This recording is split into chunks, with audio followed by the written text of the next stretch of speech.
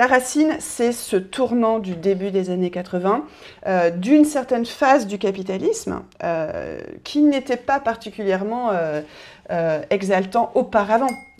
L'ensauvagement du capital, c'est un processus permanent du capitalisme. Sa violence, elle lui est intrinsèque.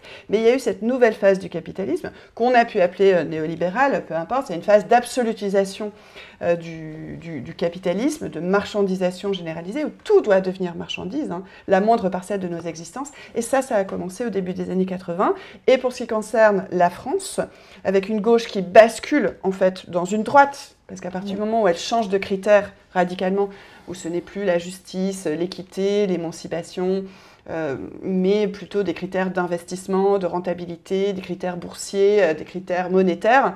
Voilà, on a changé radicalement de logiciel politique et dès lors, il ne s'agit plus de gauche, mais bel et bien de droite. Et ça a commencé dès l'automne 1981. Bon, je pourrais le démontrer, mais ce n'est pas le sujet ici. Et en fait, dès ce moment-là, par exemple au travers de Jacques Delors, qui se réjouissait de toutes ces mesures, par exemple la désindexation des salaires par rapport au prix, qui disait mais c'est magnifique, on arrive à faire ça sans qu'il y ait une grève.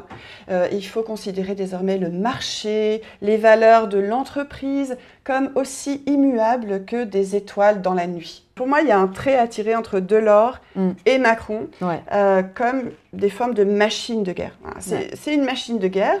Ce qu'ils disent depuis cette période-là, ce que disait Delors, ce qu'a dit ensuite Juppé, et ce que réalise vraiment Macron, c'est on n'a plus besoin de gauche et de droite, on a besoin de sages, on a besoin de gens raisonnables. Et ce qu'ils appellent des gens raisonnables, c'est en réalité des gens très violents, qui appliquent une politique extrêmement offensive, très déterminée, un bulldozer, une espèce de rouleau compresseur, mais qui va se faire passer sous les oripeaux du ni gauche ni droite, gauche et droite, bon, ce qui est évidemment complètement fallacieux. C'est pour ça que même si j'ai adhéré à un moment à la formule théorisée à la fois par Alain Deneau, par Pierre Cernat, par Tariq Ali, d'extrême centre. Au moins, c'était une manière de leur renvoyer, voilà, extrême, vous nous dites extrême, et nous, pas des extrêmes, mais en tout cas, si nous le sommes, vous l'êtes tout autant, par justement l'extrémisme de votre politique violente.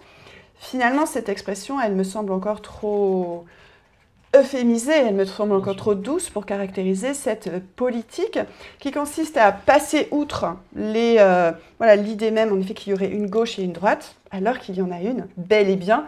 Et c'est pas parce que les gens de pouvoir, tels que les cités, notamment Barbara, en mentionnant Fabius, bien sûr que Fabius a joué un rôle tout à fait essentiel à cet égard, mais Mitterrand, voilà, c'est cette aspiration à gouverner de manière de plus en plus autoritaire.